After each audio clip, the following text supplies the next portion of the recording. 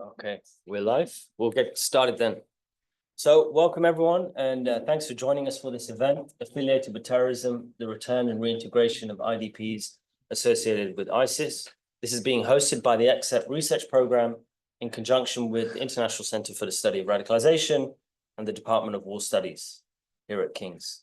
Today's event is also being hosted as part of Lost and Found, Stories of Sanctuary and Belonging, which is a free program of art and ideas presented by King's Culture, and there are brochures for that today. So I am Dr. Rajan Basra. I'm a research fellow at ICSR, also working on the XCEPT research program.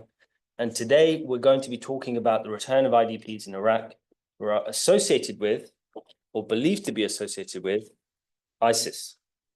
By way of background, between 2014 and 2017, ISIS controlled a significant part of Iraq. And during that time, many Iraqi citizens became affiliated with the terrorist group, whether that was because they worked for institutions which fell under Islamic State control, because they chose to stay in living areas that were controlled by ISIS, or because they had family members who were associated with or fighting for Islamic State. Now, although many civilians had no choice but to cooperate, there does exist a belief that this could make them complicit in the crimes committed by ISIS. And today, 7, almost 8 years on from ISIS's occupation of Iraq, over 1 million Iraqis remain displaced as a result of the conflict, and there are many people who are afraid to return home because of their perceived affiliation or support for the group. So joining me to discuss this topic are Dr. Joana Cook and Associate Professor Kristen. And Joana Cook is an Associate Professor of Terrorism and Political Violence at the Institute of Security and Global Affairs at Leiden University, a Senior Project Coordinator and Editor-in-Chief at the International Center for Counterterrorism in The Hague, and an Adjunct Lecturer at Johns Hopkins University. Kristen is an Associate Professor with the Department of Political Science at the University of Gothenburg. She's been an advisor to the Carter Center, the National Democratic Institute, and the World Bank, and is a country expert for Freedom House. So the way we'll run the session is that Joana and Kristen will start by giving us short presentations of about 15 minutes on their research, and then we'll discuss some of the key themes surrounding the return and reintegration of IDPs who are associated with ISIS, such as the stigma they face, the diverse needs of children from ISIS-affiliated families, and attitudes towards justice among the Iraqi population. For the last part of the event, we'll open it up to a Q&A from those in attendance here and those online on Zoom. And so if you are on Zoom, feel free to submit your questions in the Q&A. So just before I hand it over to Joana, I will go to the next slide, and I want to give you a brief background of the XCEPT project. The clicker can work. Maybe you have to just click outside of the Zoom onto the slide.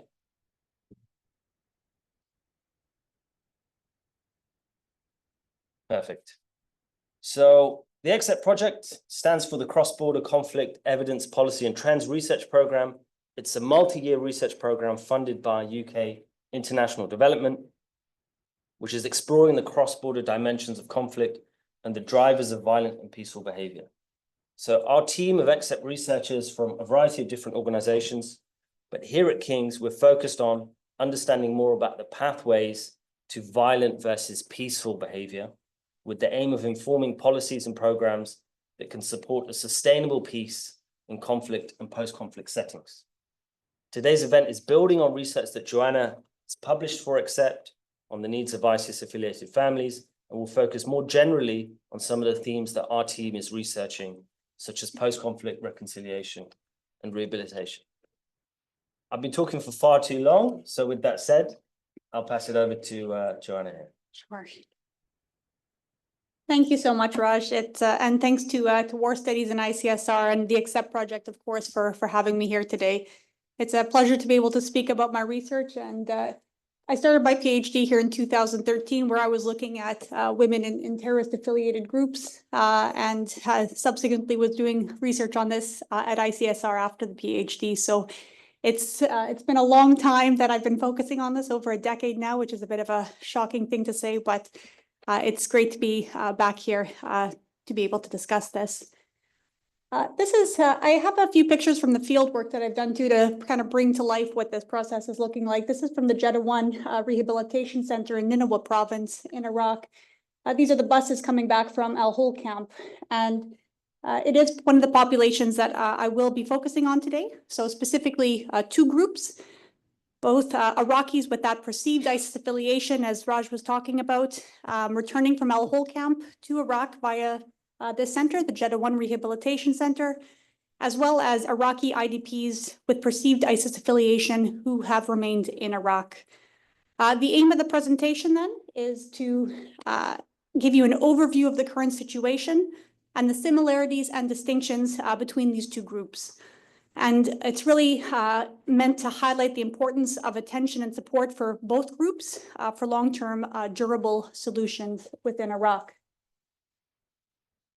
So just a little bit on the background of who I am and how I approach this research. Like I said, I've been tracing this work and this population since about 2013, trying to understand why international women and minors were traveling there, the roles that they were taking, but have focused a lot more now on Iraqi populations directly affected by this.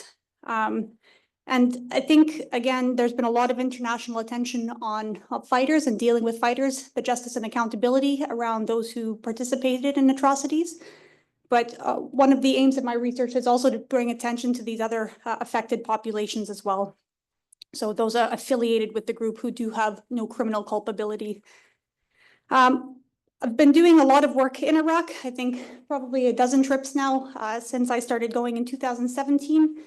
Most recently, I was there just a couple weeks ago, and this work has been both with organizations like the Office of the National Security Advisor and IOM, looking at prosecution, rehabilitation, and reintegration, working with the EU Counterterrorism Coordinator, doing a scoping mission on EU options to support this work. And then also the XCEPT project, which I think is one of my favorites because the work that I'm talking about today is drawn specifically from that, because it allowed me to then go do interviews and field work across IDP camps and in Jeddah 1. And so I will say that two things. Everything I'm presenting on today is from open source and research that I conducted as part of the XCEPT project. And I am speaking in a personal capacity only today. So everything I'm saying represents only my own independent views.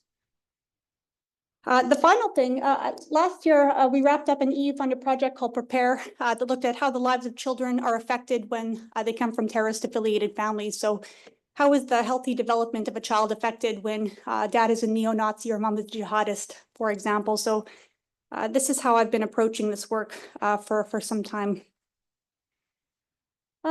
Why is this topic important? I think that's a useful thing to lay out before we get into the details, but Iraq currently has the largest number of citizens remaining in Al Hol camp today, who are all in the process of being returned to their country.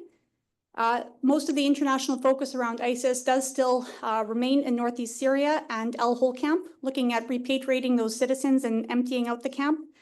And there's a lot of comparable features of Al Hol returnees to Iraq, with those IDPs without affiliation who have remained in Iraq. But there are also key differences that I think are useful to pay attention to as well. Iraq as a conflict-affected state also faces more challenges than most of the countries receiving these populations back. Syria might be one of the others that is most comparable.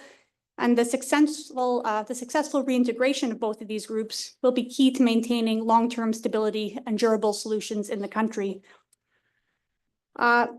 Intergenerational effects of conflict are something quite well recognized in the literature as well, and very well recorded. And again, the successful rehabilitation and reintegration of IDPs, including those with familial links to ISIS, I believe is an area of paramount importance. And if this population is not sufficiently supported or remains neglected, I do believe that there will be a generation of families, particularly children, who are the majority of this group, facing a broad range of challenges that will affect positive life outcomes and leave them vulnerable to a whole host of risks to their healthy development. So I hope that that convinces you that this is a worthy topic to focus on. So with ISIS-affiliated families, why focus on them? There's an important gap in the research and literature, academic literature, which has traditionally focused on child soldiers or war-affected children. But children that are perceived to come from families affiliated with terrorism are less researched, an important group to look at nonetheless. They're often seen to be terrorists in waiting or ticking time bombs. And they do also notably share many unique characteristics with both child soldiers and war-affected children that can really help inform and shape the interventions required around them.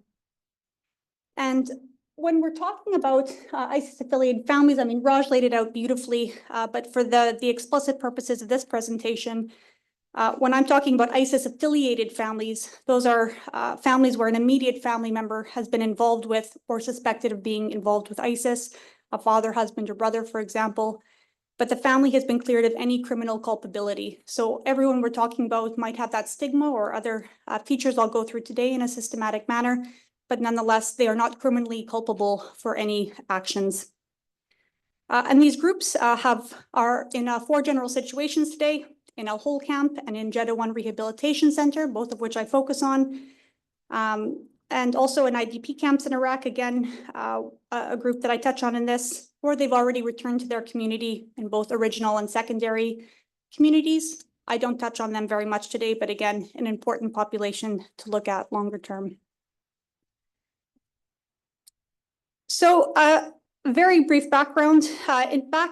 Again, Raj laid out very helpfully the background of the conflict.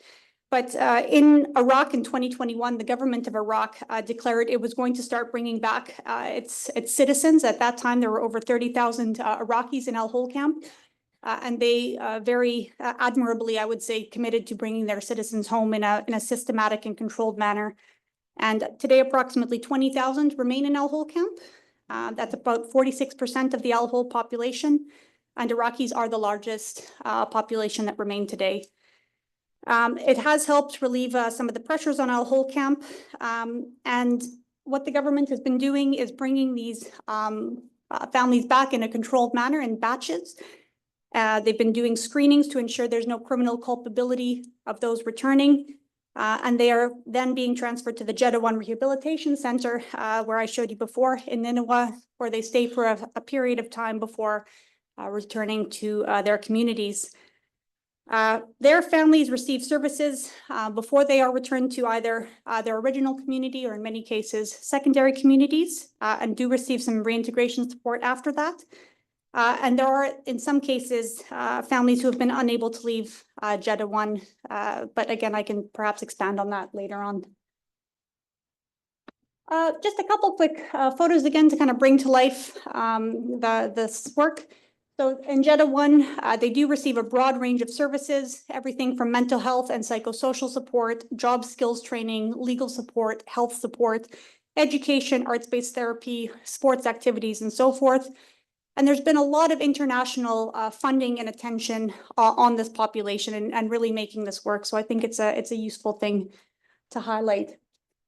This was from one of the arts programs to do with the women, and then just the general image of the center. Now, when we go to the situation of ISIS-affiliated IDPs in Iraq, the situation is somewhat different. There's approximately, according to some research cited at the footnote here, approximately 250,000 people in Iraq that have some familial link to ISIS members. And those that are remaining in IDP camps are largely based in 3 IDP camps today: the Khazar M1 camp, Hassan Sham U2, and Hassan Sham U3. Where there's approximately 14,000 individuals, not all of them ISIS affiliated, but that's where those populations are concentrated. And 60% of those are children as of last year. Hassan Sham also has a unique population of 200 males that were in detention for some time, but also unable to return to the community. And again, a really unique and important population to think about in terms of rehabilitation and reintegration.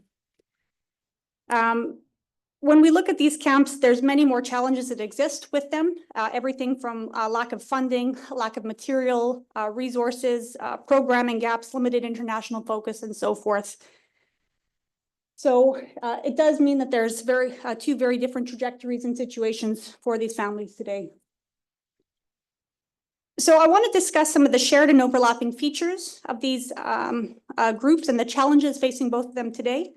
And all of this is in the documents that I cite at the end of the research presentation today, so you can go to the original sources. But the first and the most troublesome issue facing these populations is a lack of documentation. And this is absolutely key to reintegration and one of the biggest barriers that exists for both populations. So under ISIS, who issued marriage and death and birth certificates, those are currently not recognized by the Iraqi state. And families who were notably displaced during the conflict often had to leave documents behind, or in some cases never had the original documents because they were issued by ISIS in the first place. But when they don't have these documents, the implications include children not being able to enroll in school, not being able to access government support. Legal documents are required for housing, employment, and so forth. There's costly barriers to getting legal support, to accessing such documentation, legal loops that limit the resolve of cases. So to give you one example, if you were a child that was married to an ISIS fighter and you were issued a marriage certificate, it's not recognized. The husband dies, you don't have anything like a death certificate. A baby was born, no birth certificate. So where and how do you get the right documentation in place to be able to move your life on? And there's a whole host of different legal loops that exist today. And reintegration is thus not feasible based on some of these documentation barriers for thousands of people. And as you can see, for those that are coming back from El Hol camp, 95% of those have documentation missing. And in other cases, 41 to 45% for those IDPs in Iraq. So a really, really notable issue for both populations, disproportionately affecting those coming back from El Hol camp. There's also the issue of female-headed households. So when we look at regular IDPs, about 14% of regular IDPs are female-headed households. If we look at El Hol camp, that number is upwards of 90%. But for the populations of Iraqis, for local IDPs, it's between 33 and 42% female-headed households, a very notable number. And in Jeddah 1, those El Hol returnees, about 60%. And if you can think about the implications for this, everything from household income employment opportunities for those families. Many of these women never worked historically, and the need to develop job skills is paramount. Things like childcare, employment opportunities for women, are they of a sufficient wage for families to be able to live above the poverty level? And in many cases, the answer is no. Enrollment in school is also an absolutely fundamental one. And in El Hol camp, while education services are available to some extent, they are largely insufficient. And for those that are coming back to Jeddah 1 through Northeast Syria, some of those children have had absolutely no formal educational experience at all. And you can see that the rate for these should be about 100%. That's the target. So for younger children in IDP camps in Syria or in Iraq right now, they range between 75 and 83% enrollment in school, but that number falls significantly in secondary school. And for those returning from El Hol camp, while there's not a specific statistic available, some research that has been done showed that of the children who returned from to Jeddah 1 camp, 55% of boys and 40% of girls had completed no education. 25% of boys and 55% of girls had completed less than 6 years of primary, and 20% of boys and 5% of girls had completed primary education. No child had completed more than primary education. So it suggests that not only educational access is a notable issue for this population, but they are also the most in need of accelerated education to be able to catch up to similar educational levels of their peers. There's a whole host of other shared issues, some of which are not as easily quantifiable, but everything from broken and divided families where often, again, the male head of household is in prison, dead or missing, or there's absent parents. Family and community rejection or tensions, tabria, which is a disavowal of male family members that many women are asked to undergo before they can access legal documentation, which causes many problems. Sponsorship to return to communities is often required, which can be difficult to access for some individuals. Serious mental health concerns, everything from PTSD, trauma, depression, aggression, and so forth. In some cases, male discrimination against female, a kind of hangover of the time under ISIS is an issue. Stigmatization from community, family, peers, education, and so forth. Ongoing uncertainty and insecurity about their future. And concerns around returning to the community, including being able to access housing, employment, and so forth.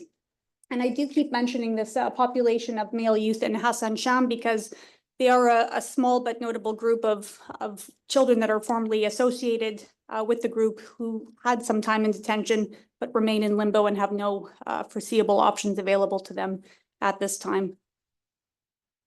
So a lot of issues, but with those issues, I like recommendations and positive things that can be actioned to help remedy some of these issues. So I think the first is recognizing both the shared and distinct needs between these groups and focusing particularly in the case of children on healthy child development outcomes and not treating these children and families as ticking time bombs, even though some security considerations do have to be accounted for in the case of some families. Within Iraq, ensuring long-term programming and support for both groups, as well as regular IDPs and victims of ISIS to reduce tensions and grievances. So we certainly don't want ISIS-affiliated families to be perceived to have favorable treatment. And so all of those that have been affected, including regular IDPs and victims such as Yazidis, also need to have sufficient support. There need to be clear plans for return, which are voluntary and prioritize safety, and work with local communities to help support and buy into these returns processes.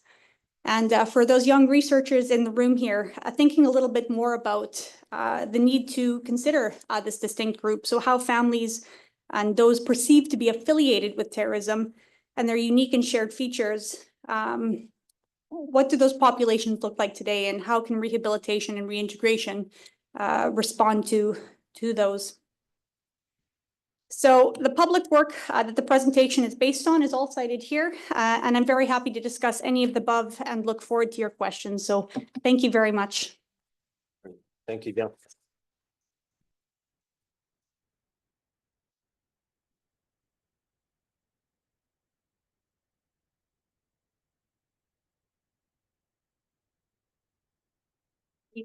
I'm hoping to stand. Can you guys hear me? Good. I'm not sure this thing is working. I'm wondering, can they hear me online is more what I'm thinking about. Yeah. Okay, I'll try to speak loudly also. My name is Kristen Gao. I have a PhD in political science. And I'm currently a docent or associate professor at the University of Gothenburg. And it's really an honor to be here today. So I really thank the XCEPT project and Fiona and everyone on the team for bringing me out here today. This work is based on some surveys conducted in Iraq, which has actually been supported by the Folk Bernadotte Academy, which is the Swedish Agency for Peace, Security and Development, as well as Riksbanken's Jubileum Fund, which is a funder of research in Sweden. So, okay, so now I'm trying to take us from from this really wonderful presentation on a broad overview of the situation to thinking about how Iraqis, who are those who are being asked to reintegrate these people who are accused of affiliation with ISIS back into their communities. And so one of the ways that we can hope to develop peace and to sort of promote durable peace is through transitional justice. So I have an important statistic up here. About 90% of current civil wars are actually sort of repeat occurrences of violence. So there's this horrible situation known as the conflict trap, that when a country enters into civil violence, then the likelihood that it will return to violence even after sort of like a peace has been established is really, really high. So how can we avoid this return to violence? And the UN and lots of other international organizations almost universally prescribe this solution of transitional justice. It's even an SDG, it's number 16. So transitional justice really seeks to bring the perpetrators of crimes against humanity and other crimes to justice, right, to punish them for their wrongdoings. And that both serves as a deterrent effect for people who might be thinking about rebelling in the future, but it also should serve as sort of a reconciliation effect of trying to heal the wounds and help victims sort of be able to move on, be able to deal with the stress of these injustices better. And it also does one more thing, which is help to reestablish the rule of law. So we know that after conflict, all these institutions that were sort of providing governance mechanisms and especially justice processes, somebody's breaking a law, they need to be held accountable. It's usually the state and the police that are doing this function, but sometimes we also know especially in non-Western democracies, it's maybe tribal leaders or religious leaders or other local leaders that are providing these sorts of governance needs. And importantly, then, transitional justice processes don't just arise out of thin air. These are complex processes that, of course, require, due diligence and investigation. They may take many years. And so leaders are also needed to sort of organize them, coordinate them, and keep them going.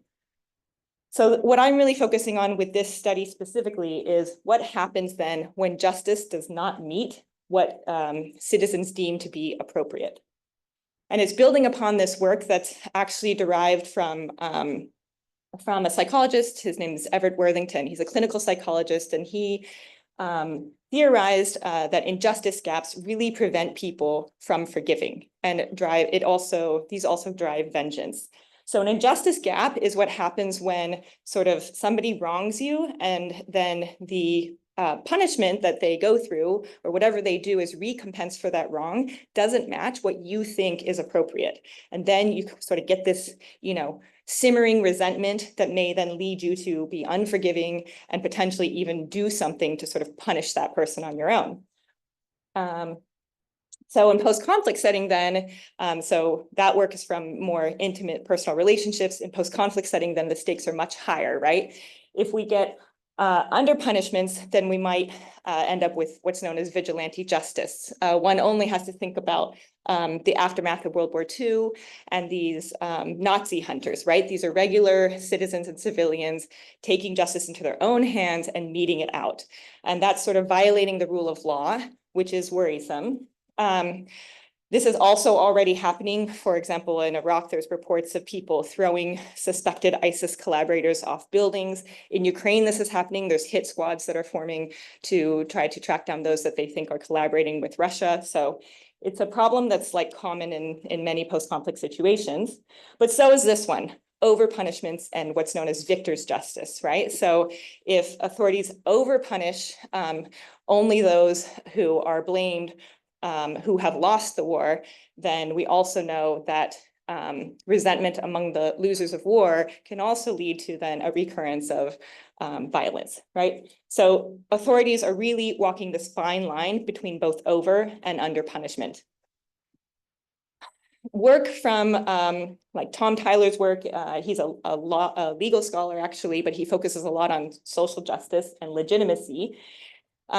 He really finds in cases like the United States that sensitivity to popular opinion about justice is really important, right? So we often think of justice as something that is enshrined in the law books.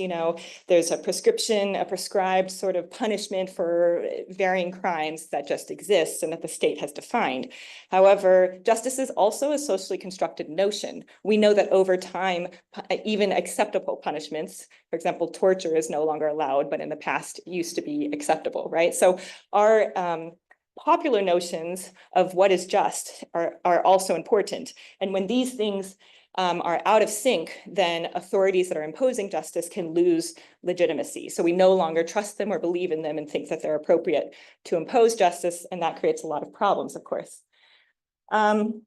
So what I'm doing in this study then is I'm using large N survey data to try to make my findings a little more generalizable and to also be able to run statistical analyses to try to understand how do these injustice gaps, that's differences between desired and imposed punishments, impact the legitimacy of differing types of governing authorities.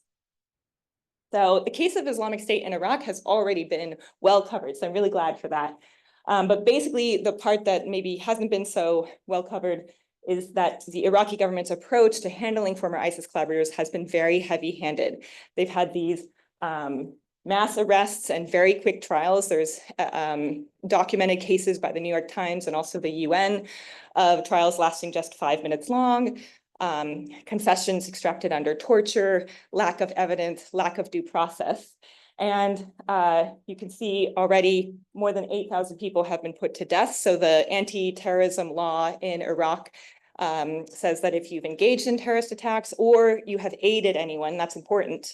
Even if you're just forcibly married to a fighter or are born to a fighter, you could be considered as having aided ISIS, and then you could either face a death penalty or potentially life in prison. These mass arrests and quick trials by this Shia-dominated government are being perceived by some, both among Iraqis themselves and also experts on the ground, as collective punishment of Sunnis. And there are concerns then that it's generating these grievances that could lead to some sort of ISIS 2.0. I also want to point out that it's very common that tribal and religious authorities are involved in justice processes. This has been happening from both before and after the war. And we're going to look a little bit more closely at that. So the survey comes from, this is Iraq, and the red is where ISIS actually controlled territory. And there are 3 governorates that my survey was sampling from. It's in the northeast, up there by Mosul, Nineveh, and then in the northwest, kind of like that Tel Afar area, that's Anbar governorate, and then all the way down at the capital, Baghdad governorate. It's a tablet-based survey. It's a random sample. It was done face-to-face with 4,592 Iraqis. And then there is the distribution of Sunni and Shia and other types of religions. So the sample is majority Sunni, 63% Sunni. Okay, I'm going to walk you through the method now so that I don't lose you. So what's going to happen is that I'm first going to measure the legitimacy of tribal, religious, and state authorities to impose punishments or basically to mete out justice for these people who are accused of collaboration with ISIS. I'm doing this before anything else. So this is the person's pure perception of who is the most right and proper person to be handling this process. Then we're going to create a description of a hypothetical former ISIS collaborator. So you'll see what that contains, but basically there's a description of a person who's done some sort of act. And the act can be something as simple as just paying taxes to the group, which everyone who was governed by ISIS, so if ISIS came in and took over your neighborhood, then you were obliged to pay taxes, all the way to people who fought with ISIS. Then we're going to ask the respondent, what do you think is the appropriate punishment for this hypothetical former collaborator? And then I'm going to show a second vignette, which has a punishment being implemented by an authority. So both the punishment in this other vignette and the authority are being randomly shown. What that's doing is it's artificially creating an injustice gap, or possibly not. You can also see the punishment that you chose. So that would be no injustice gaps exist, and that's what our baseline is that we're comparing to, versus, you can have injustice gaps of wider or smaller proportions or amounts. I'm going to show how that looks also. And then I'm going to try to gauge what's the effect of seeing those injustice gaps, the differences in punishment, on your perception of the legitimacy of a given authority. Okay, so here we're at the first step and we're measuring legitimacy before the experiment. This is the exact question. It's very targeted. So it's a very specific type of legitimacy. To what extent do you agree that it's right and proper that citizens obey the decisions of these actors regarding punishments for those accused of collaboration with the Islamic State? I've broken it out by Shia and Sunni just because I often get questions on that. What's happening here? We have the y-axis, that's a measure of legitimacy on a scale from 1 to 10. 10 would be I agree completely, and 1 would be I disagree completely. And we can see first that in the blue, the state authorities have the most legitimacy.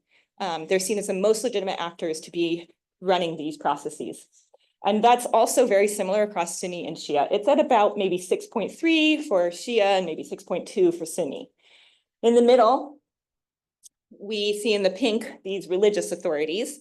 So those are like local religious leaders or imams. Shia actually have much more belief in their legitimacy to guide these transitional justice processes, whereas Sunni are somewhat lower. And then we can also see for tribal authorities, and this was a bit surprising to me, that Shia also actually have more trust in tribal authorities to lead these processes than do Sunnis. But the most important takeaway here is that the state is the most legitimate at the outset. Okay, step 2, an IDP profile is created and shown. So the prompt was, I'm going to read you this hypothetical or this profile of a hypothetical person who fled from ISIS and would like to move back to your neighborhood. So it's really setting the scene, that making you think about, okay, this person could become a member of my community. I will then ask you some questions about this person. Please listen carefully. So here I'm randomizing in and out features of the person. This is a different study, really. So if you want more details on this, you can ask me and I can send you the outcomes. But basically, some of the features were gender, age when they joined ISIS. Importantly, the active collaboration, remember that kind of can vary on a scale ranging from like closeness to violence. If they went through a rehabilitation program, their future plans, et cetera. And the outcome of that analysis is this appropriate justice, right? What's the appropriate punishment for this person? And I've presented them with a 5-point scale that I validated previously to ensure that people actually agree that the least harsh punishment here is no punishment, amnesty, and the most harsh punishment is capital punishment or death. And then in between, you get these other punishments that are quite common. The mandatory community service for a year, that's a more restorative justice solution. That probably wouldn't be meted out by state courts so much, but probably more common for like tribal or religious leaders. Step 4, we're going to create this artificial injustice gap, right? Difference in punishment. So then you get, as the respondent, you get this prompt that says, recall that you chose, and it inserts, the tablet computer inserts the punishment that you chose for this hypothetical collaborator as the appropriate punishment. Now imagine that authority, only one of these authorities is being randomized to show here, has conducted an investigation and decided that this former collaborator deserves, and it shows one of these punishments. So each person only sees one vignette. And so this is what ends up happening with the injustice gaps, right? So we have lots of people at 0, so they were shown the exact punishment that they thought was appropriate, and they're serving as our baseline. But then you can see on each side, it can go as big as -4 or +4. So an example would be if you're at -4, that means that maybe you wanted capital punishment, but the authority that you saw chose no punishment, gave amnesty. So therefore, you have this under punishment, right? And it's a big gap. Okay. So now we're getting to the findings, and I'm going to explain what's going on here for those of you who don't look at graphs like these all the time, like I do. Okay, on the left side, it's this axis, the y-axis is showing effects on legitimacy. I rescaled it to be from 0 to 1. And on the bottom, the x-axis has the 3 different types of leaders: tribal leaders, religious leaders, state court judges. The blue line at the top, that is for an injustice gap of 1. That means the leader didn't get it so wrong. It's just like 1 punishment away from where you would ideally be. And we're comparing that to 0. The 0 is, again, no difference in the punishment, so no injustice gap. We can see then that, for example, tribal leaders, the blue dot or the red dots, those are point estimates. So that's the statistical analysis is estimating that that's the amount of legitimacy that's being lost in the presence of, for an example, an injustice gap of 1.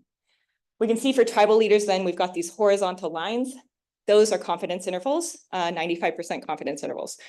Where those overlap, like here, for tribal leaders, that means that there's not a statistically significant difference between injustice gaps and the loss of legitimacy for that leader. So tribal leaders, between an injustice gap of 1 versus an injustice gap of 4, don't actually seem to lose that much legitimacy. In fact, we can't say that there is a statistically significant difference. However, we can see with religious leaders that they tend to lose quite a bit of legitimacy as the injustice gap gets bigger. And finally, we look at the state court judges and they lose a lot of legitimacy. So at the injustice gap of 4, state court judges are losing about 27% of the scale there from 0 to an injustice gap of 4. And then the difference from an injustice gap of 1 is maybe about 17%. And then the last thing to notice with this is just look at the blue line again. It's about even across the 3 authorities. So when they don't get it very wrong, all 3 of them kind of do equally well. So now we're going to try to think through a little bit of why this is happening. First, we're going to think about, a lot of people's minds probably go to Sunni versus Shia divides. Remember, Sunnis may be feeling persecuted by a Shia-dominated government, right? And we do, in fact, see then that a lot of the effect is driven by the Sunni portion of the sample.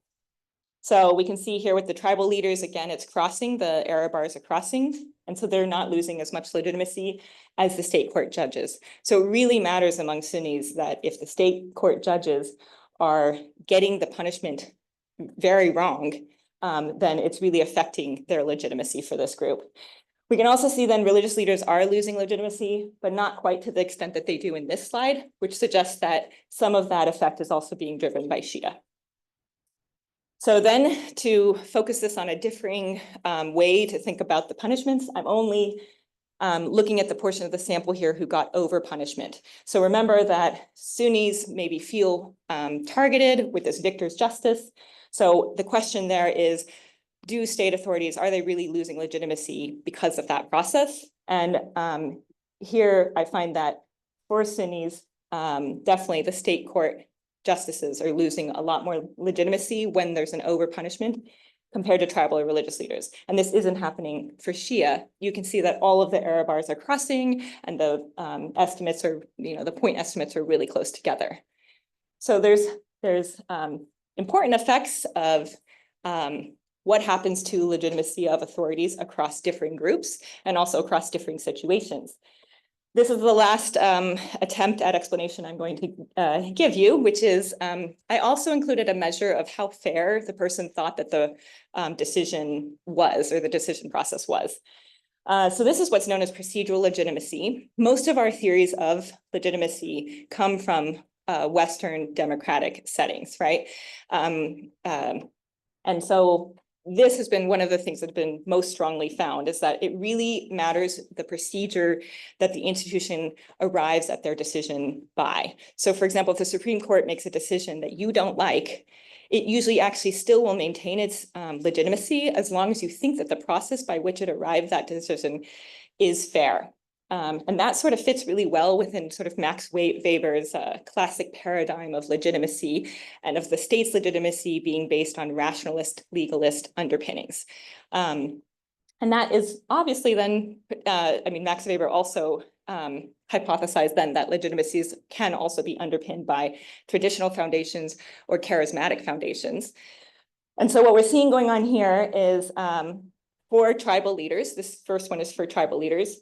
I'm sorry, but this is actually labeled incorrectly. That y-axis is actually the effect on legitimacy, and the bottom axis is actually the fairness. So as we go from not fair to very fair, we can see that that does matter, but it doesn't matter for when the leader gets the decision wrong, when an injustice gap is present. Whereas for state court judges, we do see that it matters. See how these error bars are not crossing? We can see that when there's in the presence of an injustice gap, there is an effect of fairness on whether people think that the leader is still legitimate to lead this process. All right, now I'm just concluding thoughts here. The point of this study is first to show that authorities really lose legitimacy when they get justice wrong. And so we really should be paying attention both to what the population wants. I'm not arguing that the population should decide the justice outcomes completely. We would never want mob justice, or people might choose inhumane outcomes there as well. But I do think that it should inform the process. And there's a lot of transitional justice work now that is really trying to push practitioners towards thinking about, and policymakers towards thinking about victim-centered justice.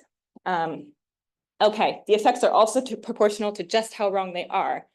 And so this really does demonstrate then this importance of sensitivity to citizens' understandings of justice. We've also seen how non-state authorities can play an important role, right? So I don't think that that's something new. That's already in the transitional justice literature. We already know that groups are working with tribal leaders in Iraq, in northern Iraq, to try to help reintegrate these ISIS-affiliated families, and giving them training on human rights law, for example, to try to get them to consider that when they're meting out their decisions. But the point is that it seems like these authorities may have differing underpinnings to their legitimacy, and we could potentially use, leverage that legitimacy in differing settings. But much more work needs to be done to understand why their legitimacy is different, how it's differently affected by their actions. So, for example, these gaps in punishment. And also who their legitimacy applies to. So we also saw these differences among Sunnis and Shias. And I just think that there's a lot more work to be done here. I don't have all the answers, and I am applying for more grant money to explore this further. But yeah, so that's the talk. Thanks so much. Comments are very welcome. And then I have some other work that is both published or working papers that is on this topic if you're interested. Thank you. Thank you, Kristen, and thank you, Joanna. I just got a couple of questions that come to mind straight away, actually, Kristen. So if you're measuring these injustice gaps and how that impacts on perceived legitimacy and authority, you were looking at, in this hypothetical scenario, one instance of an injustice gap, right? As opposed to repeated injustice gaps. Do you think then that if you were to run a study like this, how would those injustice gaps play out over time? Is it you just get one wrong and then you're done? You lose your legitimacy and your authority, or you've kind of got a bit of a honeymoon period, and then after you get something wrong, then it just drops all of a sudden? Or is it a gradual decline over time? Yeah, so I think we can already see that there's no honeymoon period since these effects are pretty strong. However, I guess the question would be, in reality, then maybe you hear about X neighbor and he got this justice, and you hear about Y neighbor and they got that justice, and you agree with this one, but you disagree with that one. Then how does that layering of these instances affect you? I mean, I would imagine that if those gaps are wide and consistently wide, you're going to be very turned off by the authorities implementing that justice. And as it keeps continuing, then you might be more and more pushed towards thinking about vigilante justice, right? Yeah. Whereas if it's at least a mixed bag, that's going to lessen your resentment. And maybe if it's right all the time, then you start feeling, okay, I think the authorities are in tune with what I think is justice, and that's sort of taking care of it's helping me to heal, right? Yeah. So. And do you think then that there would also be a difference in whether the injustice gap is for this individual scenario of a ISIS collaborator, or if it's a mass social group? So is there going to be a difference in scale in terms of how many people are punished? I see. So you're saying if the authority is now deciding for 100 families and not just, Yeah. I guess you would think that would just magnify the effects, right? The more people wronged, the more atrocious you think this outcome is. And if it's not meeting what you think should be done, then yeah. And so I just have a few more comments or questions to kind of flesh out what the dynamics you think could be at play. I'm really interested in how you would describe the ISIS collaborator, because you've got these different roles, but we know within those roles there are different, let's say, motivations or situations for the people involved, where they could be doing it very simply voluntarily, or they could be coerced to some degree. Is there a way of factoring that in? And if so, do you think that would then impact on how people perceive justice to someone who was coerced to be involved or collaborate with ISIS, or someone who was voluntarily doing that? I actually have a slide on that. If we can get it back up quickly.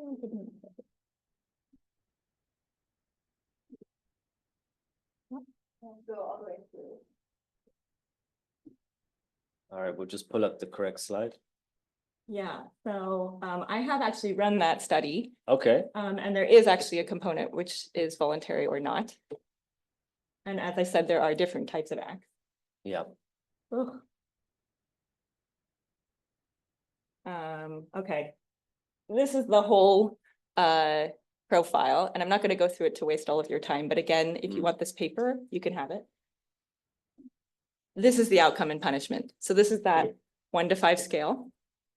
And you can see then that definitely the biggest effect is if you're a fighter. But people are still quite upset at spouses of fighters. Also, these other civilian jobs like being a cook for fighter. But a janitor versus just someone who paid taxes, not much difference there. So people do have capacity for forgiving. This also really ties into what Joanna was saying about these civilian collaborators. So some of this work is also published already in the American Journal of Political Science with Mara Revkin, but this expanded upon it. And what's new here is this voluntary arm. So you can see that when it is voluntary, people are much less forgiving, and they want harsher punishments. Yeah, so this has already been factored in to the next experiment, because these are all randomized in, but I could look more specifically at those who got that specific arm of voluntary versus involuntary, and then get back to you with more. yeah, that would be super interesting. And then just the final thing from me, Kristen, would be if you could then also factor in the people who are making these judgments, or rather the people who are responding to your survey, what is their personal experience of the conflict? Oh. Do they know a family member? Have they lost a family member? They suffered at the hands of ISIS versus someone that was, relatively speaking, for Iraq, a bit removed from the effects of the conflict. Yeah, I know there's a large literature out there that debates like how does actual experience with conflict and suffering and victimization, as they call it, affect your attitudes or your sort of openness to reconciliation or revenge. And yes, I do have actually questions on that in the survey, but I have not yet analyzed it. So that's great. Thanks for pushing me forward, and I'll get back to you on that. Super. All right. And just a couple of questions, Joe. So you're describing the situation in Jeddah 1 and how people have been repatriated from Al Hol. Is there a set time period how long they have to stay in Jeddah 1 before they're then allowed to be released into their communities of origin, or not? Yeah. So there is a kind of target time, about half a year is what the aim is. But that again differs very much on the population and each particular family and their circumstance. So some families are able to return much more easily. They can get or sponsorship to return, and there's a house waiting. Things are just much easier. For those more complex cases where their house may have been destroyed, or they it might have been taken over by somebody else, they don't have documentation, there's a lot of tension with the tribal actors in their area of return, that can certainly stretch on as well. So it's really on a case-by-case basis, but it's a kind of target time of kind of 4 to 6 months within that. Okay. And you mentioned in your recommendations that there needs to be clear plans for return, which are voluntary and prioritize safety. So for people to leave Jeddah 1, they have to agree to leave, right? Or are there some families that refuse to and they want to stay put? So the reason I made that as a specific recommendation is there was an announcement in the last 2 months that all IDP camps would be closed imminently by the end of July. And there was a lot of concern around that, not only for groups like Yazidis or victims that would be forced to return, but also what that would mean for the population I was looking at, ISIS-affiliated families. And the need for safe and voluntary returns is integral in that if all IDP camps were emptied and closed tomorrow, the situation for those tens of thousands of individuals returning would be chaotic, and the safety concerns, particularly around some of these safety or ISIS-affiliated families, and then of course victims of ISIS as well. They simply don't feel safe returning to the communities in the current circumstances. So safe and voluntary is what the suggestion would be. Okay, brilliant. So I'm now going to take any questions or comments that you have from the audience or people online. So yeah, if you could just state your name and your affiliation and then ask away, please. Yeah, we've got a microphone as well. Thank you.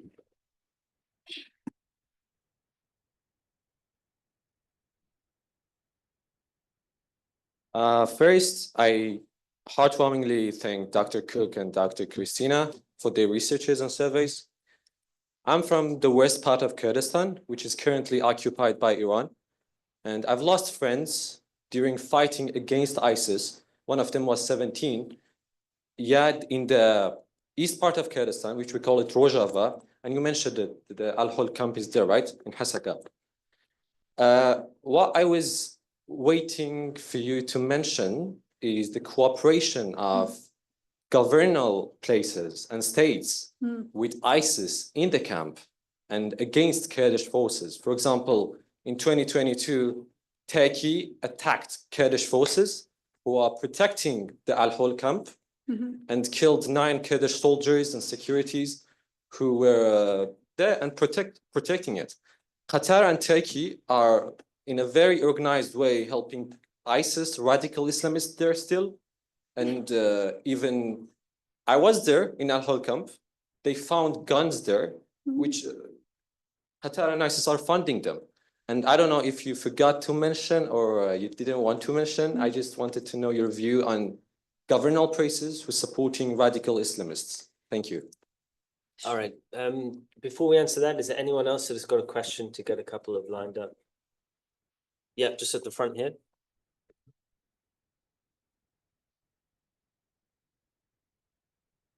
Hello, thank you so much for this presentation. They're all great. I'm Dr. Bishra Sarak. I'm a lecturer in terrorism studies at the University of Portsmouth, and I just came from Portsmouth for this talk, and I'm really happy. I'm glad that I did. So I just wanted to ask you, Jody, a question about the Yazidis. I know you mentioned that I actually spent a couple of years on the side of the Yazidi community. I did my PhD on them, and I'm still I remain interested in the security challenges that they continue to face at the moment, even in post-conflict situation. So my question is about the Yazidi women who are held with ISIS-affiliated females in the IDP camps. So the UN also published a report on that some Yazidi women do not identify themselves as a Yazidi because of the fear that they might be separated from their children. So I just wanted to get your insights on this topic because I think they continue to face violence in different forms, and it's quite a problem, I think. Yeah, thank you. All right, so we've got a couple of questions there. One about government support for Islamists, specifically regarding the security situation in Al-Hol, and then the question that we just had. So, Joe, Kristen, any thoughts? Sure. So thank you for both of the questions. And perhaps just to the first point, I mean, the management of Al-Hol camp is a very undesirable role to have for anybody. And it is, for all intents and purposes, one of the most dangerous places in the world to be a child today. There is a lot of criminal activity within the camp. There is ISIS presence in the camp. And this is one of the reasons why so many international partners have focused so much on Al-Hol camp, particularly to repatriate those populations and to empty it out, because it does remain a serious security concern. For the purposes of this presentation, I was focusing on IDPs and the situation of IDPs, so I don't want to get into some of those particular debates, but I would say that I think particularly the role of the Iraqi government is very admirable for taking the steps that they have to repatriate so many of their citizens from there and to take clear actions to empty out that camp and reduce a lot of those tensions and concerns that continue to occur around the governance and management of that. And again, the Kurds have a very unenviable situation right now, taking that. And this is one of the reasons why I think there has been so much focus on emptying and closing down that camp eventually. How that will unfold in the future remains to be seen. For the situation of Yazidis, I tend to focus on a group that there's not a lot of sympathy for. So ISIS-affiliated family members are not groups that, it's not a population that tends to have a lot of public sympathy. Yazidis, without question, and some of the other that were directly targeted by ISIS remain some of the most paramount victims of the time under ISIS. And I think the point that I would highlight within my presentation is that for durable solutions for the state of Iraq, there has to be sufficient support and, again, durable solutions for all of those populations. So I know Yazidis, for example, have in many cases not been able to return to Sinjar and still face a whole host of issues. And so what I'm saying and advocating for attention related to policy, practice, programming for ISIS-affiliated families, including those returning from Al Hol camp, that absolutely cannot come at the cost for other victims of ISIS and also regular IDPs. So those are four categories: regular IDPs, direct victims of ISIS, like Yazidis who suffered the most, Al Hol returnees, and ISIS-affiliated IDPs within Iraq.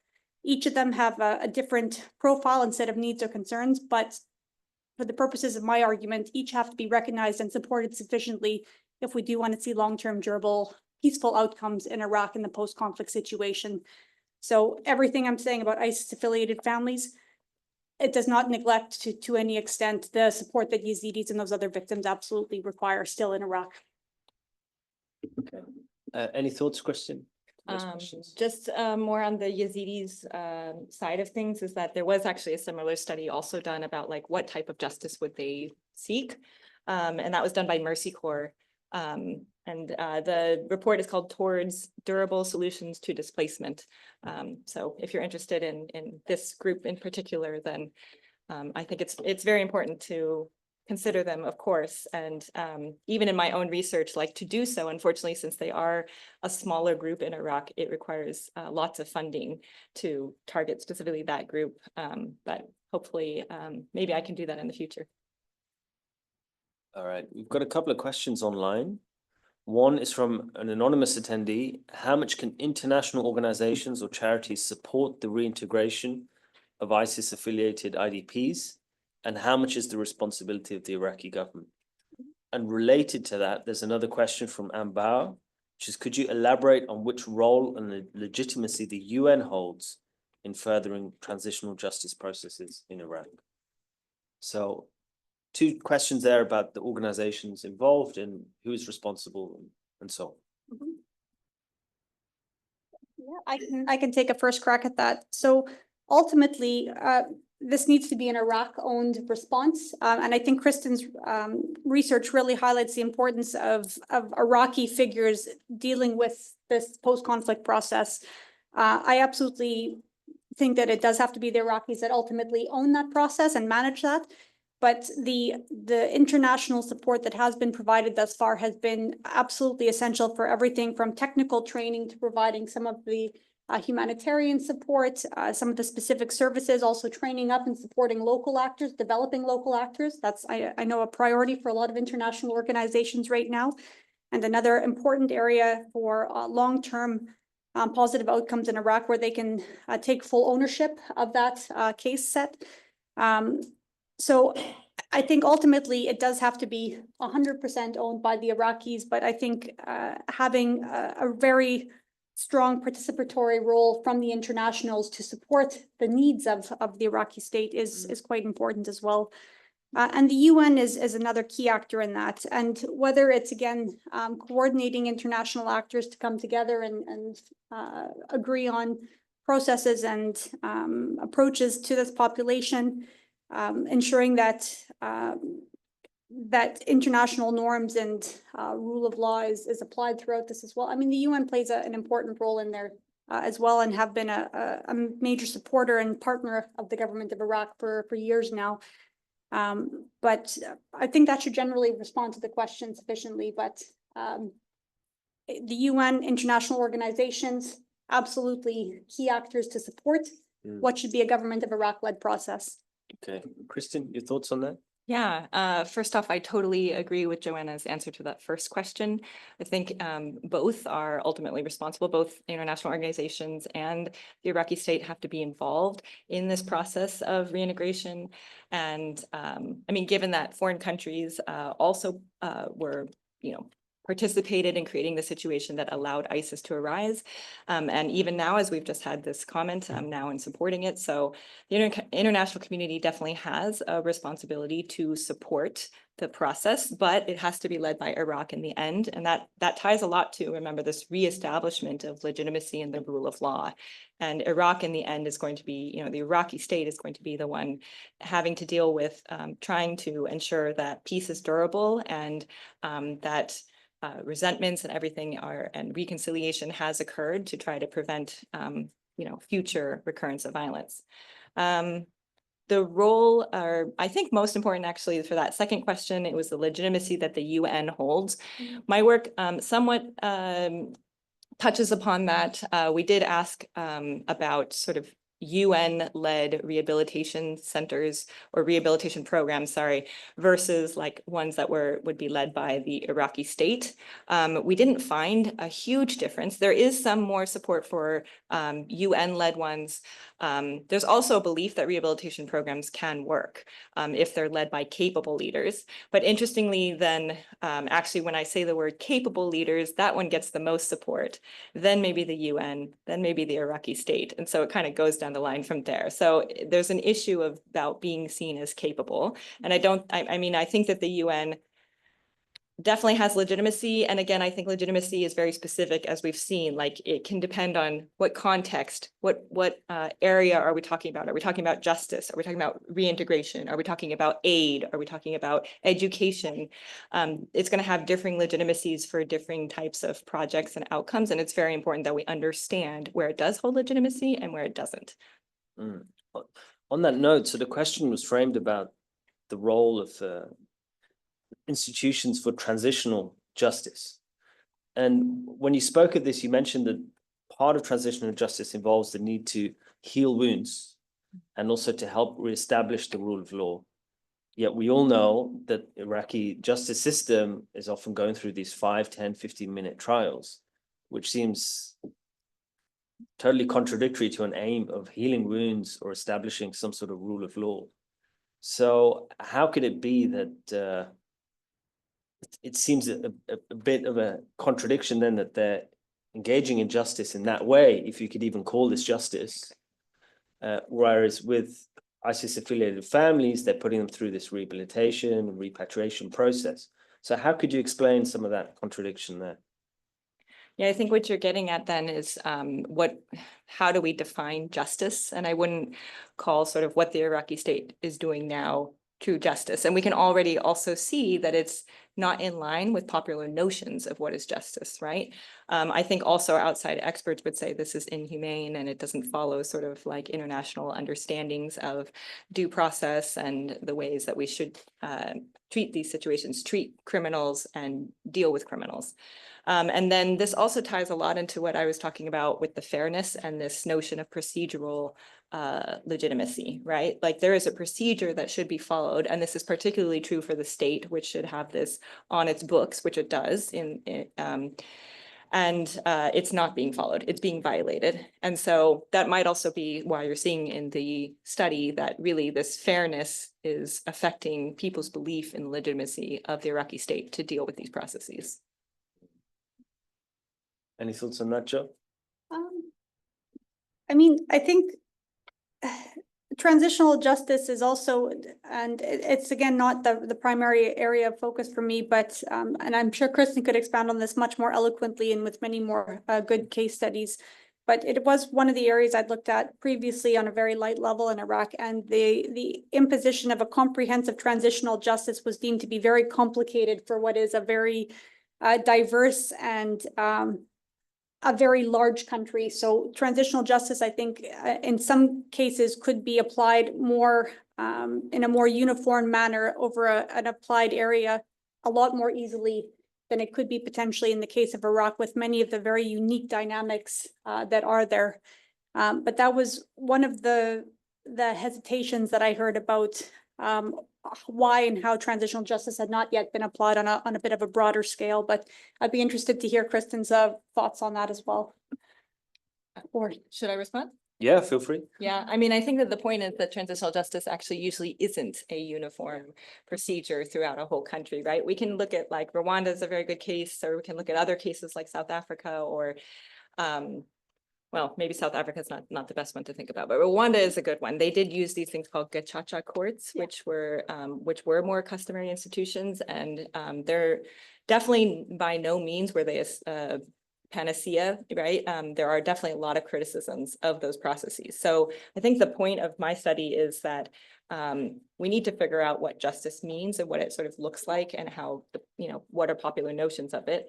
And that should be sort of married also with understandings of human rights law and what we think, what the state laws are, et cetera.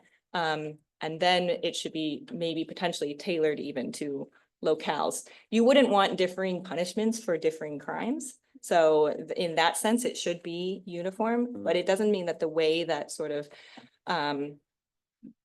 like punishment, whatever punishment is, it doesn't have to be even what I had on my list of punishments, right? Punishment could be just somebody disavows ISIS and again, or maybe like that, commits to some sort of community service or some way of helping the community, et cetera. And that can sort of vary across communities based on their needs. So this is sort of public disavowals, public apologies.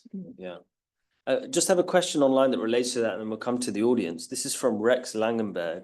So if the previous questions were about institutions, he's asking about individuals involved.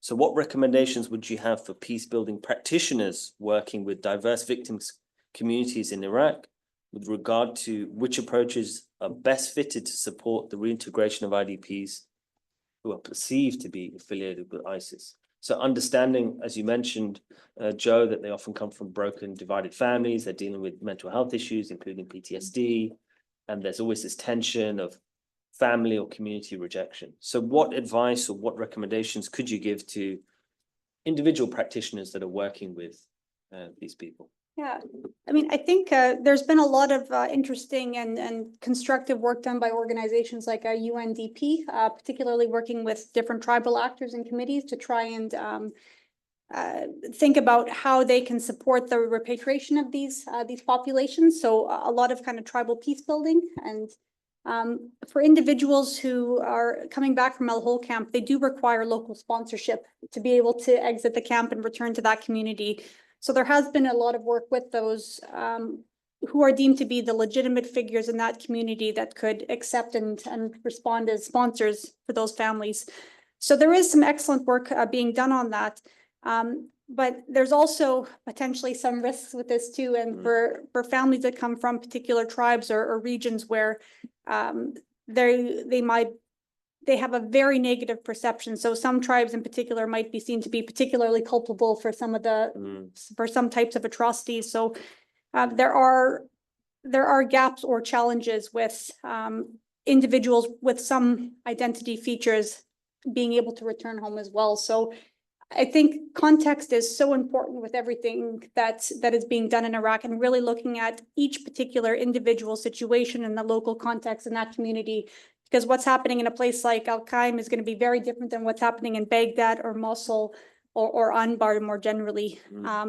So being very aware of local dynamics, local actors, and considering how those all have to be accounted for when working with both local communities who will receive those populations back, and the challenges that those IDPs might face upon return to those communities. You mentioned in your presentation the lack of documentation that the families have. So it's about 45% in these IDP camps, and in Al Hol it's around 95%. Yeah. So do you think there's a role for peace builders or for organizations to help with documentation? Because I imagine not having documents is a real nuisance in continuing your life and trying to reintegrate back into society, right? If there was a number one barrier for these individuals being able to return to their communities, it's documentation. And that has to be, again, that's an Iraqi-owned problem that has to be addressed at the government level, because ultimately they will be the ones that can say there can be either exceptions for some of these exceptional circumstances where ISIS was issuing documentation and we have to come up with a solution for managing ISIS-affiliated documents and so forth. But it has to be led by the Iraqi government. But in terms of what can be done for some cases, things like legal support and advice could be provided by NGOs as well. And there are some NGOs that do provide legal support and advice for IDPs, because this can be a very timely and costly process for people who might have very limited means already. And just to get this right, so if you're a child born in the caliphate and you don't have the documentation, even though your parents are Iraqi citizens, you are now stateless? No, you wouldn't be considered stateless necessarily, but you would not have the correct documentation. So if, imagine you were born in Mosul in 2016, your father might have been associated with ISIS. He's now dead. There's no death certificate. He might be missing. There's no certificate that says, so you can't prove who your father is. So there's limited documentation about who your parentage is, and thus implications for birth certificates and citizenship documents as well. And for cases like that, of which there are thousands, there have been no overarching approaches to resolving that query or issue at a government level. And that's really where they have to think about what kind of legal exceptions or roles can be taken to manage this population, this very unique problem set today. Okay, Kristen, any thoughts on what individual practitioners could do when they're dealing with these populations? Again, I'm going to echo Joanna. I mean, she's clearly an expert here, and I think that these processes have to be both community and individually tailored. You know, the sponsorship, this has been a big thing. It's also something that I look at in my work. And my work very much shows that who are the appropriate sponsors for whom. So yes, also like, I think that in any given community, some work will need to be done to figure out who has legitimacy to facilitate these processes. Is it the tribal leader? Has the tribal leader committed some sort of offense and now maybe some new sort of leader has arisen? I mean, I think surveys and interviews can really help here. But really asking, you know, victims on the ground, what does this process look like for you? What would make you feel comfortable, right? And maybe you'll never get to like open welcoming arms, but you could maybe at least get just, okay, we'll accept reintegration.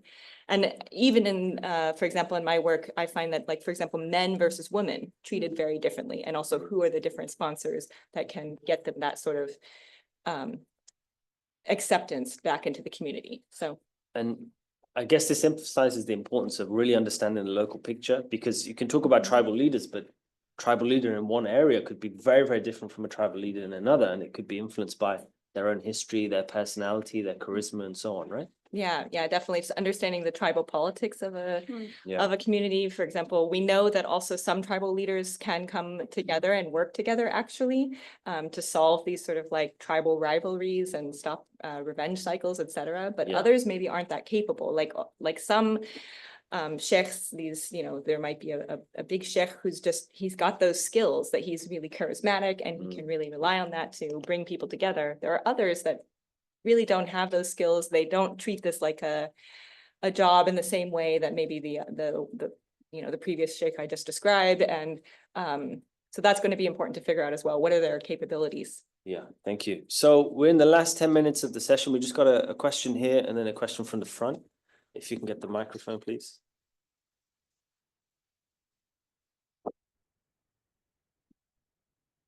Thank you so much for your talks. My question was, when we speak about trying to eradicate the injustice gap, do these emotions extend further to include illegitimate acts of violence, for example, like Abu Ghraib, for states? And even the occurrence of these acts in a society, do they have an effect on how people want then Iraqi citizens to be prosecuted? Okay, before we get answers to that, we'll pass the microphone. Actually, before you pass it, I want to understand the first part was about Abu Ghraib, for example. So that would be like holding the United States accountable? Yeah, so if we aren't prosecuting at the state level, you know, like, can we have peace without justice? And that kind of, you know, I don't know how to explain it fully. I have this question in my head, but is that okay? Yeah. Okay, thank you. Thank you. I've got a question for Kristen. So you presented data where you broke it down by Sunni and Shia, but in relation to the perceived injustice gap. I was just wondering if there were differences in what those two groups thought was appropriate punishment. Were there sort of mean differences in that? And the reason I was thinking about this, thinking of an example closer to home, so that the riots in the UK and the fast-track trials that were brought in, there's been huge differences in opinion about whether those punishments were appropriate or too severe.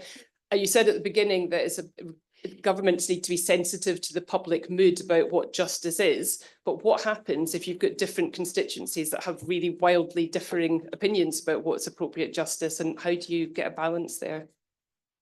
Very good question. Thoughts from Joe and Kristen? Yeah. Okay, so first for the first one, I think that would be another study that somebody could try to run or try to understand. So it's a bit hard because the US is, I guess, notorious probably for not being held to the same standards as we hold a lot of other international actors, right? It's hard to punish the United States when you have veto power on the Security Council, you know. But of course, we can understand when they commit violations of human rights like Abu Ghraib. What does that do to their legitimacy? That would be a study that somebody could run. And I think it's important to understand that also, since the US is so involved in all of these, you know, aid programs, and even in the Iraqi situation, all of these state building programs. So yeah, I think that'd be a very interesting way to go. Sunni versus Shia. So I have run that, and I'm trying to remember. I know that Shia are much more prone to revenge against these collaborators than are Sunnis, but that was sort of a different scaled outcome. So I do have actually stuff on reconciliation versus revenge. And those are these indices that are created from multiple items and multiple questions about ways that you might engage with this person. So the reconciliation stuff is, you know, you would accept them back in the community, but you would also maybe buy products from them if they owned a store, or work with them in a job. Or there's also other aspects, social, you know, reconciliation, where you actually would maybe not avoid them if you saw them on the street, you'd actually talk to them, right? And I also have these, on the other hand, vengeance outcomes. So I know that the Shia are much more vengeful. I don't know the answer for actually the punishments off the top of my head, so I'm gonna have to get back to you on that. But what can we do when these are very different, right? I think it might depend also, like, I don't think that Sunni and Shias differ so much when the crime is a smaller crime. So I don't think that there were strong differences on that, actually. So for example, these civilian collaborator roles, like taxpayer, working in a municipality that was taken over by ISIS. So many people were working in the municipality for the Iraqi state. ISIS came in and took over and said, if you don't show up to work tomorrow, you're going to be in trouble. So of course they continued. Is that person, like, should that person really be charged with a crime and punished? So those sorts of positions, I think that there is actually wide agreement on. And actually, I remember now, actually, I think Sunnis actually want more capital punishment for fighters, for actually people who engaged in acts of violence and murder. And then sort of the outcome of that study is also that it seems that, like, whether the act was voluntary or not, that matters so much more for Shia than for Sunni. Whereas for Sunni, it matters what the act was. And so, like, if you were a fighter, then Sunnis really want to see you punished. So that might, you know, come with these notions of in-group policing and how you want your group to police itself so that it has, you know, you maintain your honor of your group. But they really wanted to then also see amnesty for people who were like taxpayers or just working in the municipality. Okay, just got a question online from Sam Ashby. He's a research analyst working on the return and reintegration projects in Syria. So he says, we see injustice gaps emerging from punishment-based responses for ISIS affiliates. So I wonder what the flip side would look like for reintegration-based responses. So when a former affiliate is reintegrated into a community, could we see that host community members believe the authorities are over or under supporting these individuals? Could these also lead to grievances and loss of legitimacy for these authorities? Yes, definitely is the answer to that. There's actually work done on refugees and aid to refugees and how it generates these very deep resentments among local populations that the aid is going to the refugees, and yet we have poor among our local population and they're not getting any such attention. And because of that, then programming has often had to concentrate not just on the returnees. So in this case too, I would say the programming should not just be for the returnees, it should also be considering the communities that they are reintegrating into. And actually I have work on that as well, where we told people that there would be programming or basically funding for communities, or also trainings for communities that accept the people back. And what would that do to like your opinion of whether you want to accept people back? And we do find that among Sunnis specifically, that really can make a difference, which makes sense perhaps. I mean, it is these more Sunni areas that got bombed and are, seeking to need to really rebuild the communities and the infrastructure and everything. But it didn't really have that big of an effect among Shia. Yeah, Joe. Yeah, maybe I can just add something to that, because I completely agree with what you said, and some of the work that from my perspective as well, it was one of the recommendations that I made, that there cannot be a perceived gap between support for ISIS affiliated populations and other victims that have suffered under ISIS. And so the Iraqi government has several pots of funding that have been allocated to both victims of ISIS, so Yazidis in particular, and other minority groups that were directly affected by ISIS, as well as those affected by military activities through the conflict. And one of the kind of ongoing grievances of many of those individuals who are meant to receive compensation is that compensation has not yet been received. So as long as those who were direct victims of ISIS as well do not have compensation that they have been promised, which can help them rebuild houses, rebuild lives, and so forth, that is a major problem. If you then also have ISIS affiliated families coming back who might seem to be getting additional support, there's you talk about injustice gaps, but I think there's probably a fairness gap on some level as well around perceptions of families coming back too. So really important again to highlight that for those communities receiving these populations back, how can those communities also be supported? Can that compensation be paid to those who require that? If there's been heavy devastation of those cities, can those cities also be rebuilt as well? What's delaying the payment to the Yazidi victims? That's a whole host of other issues that perhaps it's not my area of specialization. There's some very specific legal considerations around that, but nonetheless, there is a large portion of both Yazidis and direct victims from the conflict that have not received compensation yet. So I'll defer that to someone who specializes a little bit more in that compensation payment. All right. Well, we are on at 1:30, so I'll have to end the event here, but I hope you can join me in thanking Kristen and Joe for their contribution.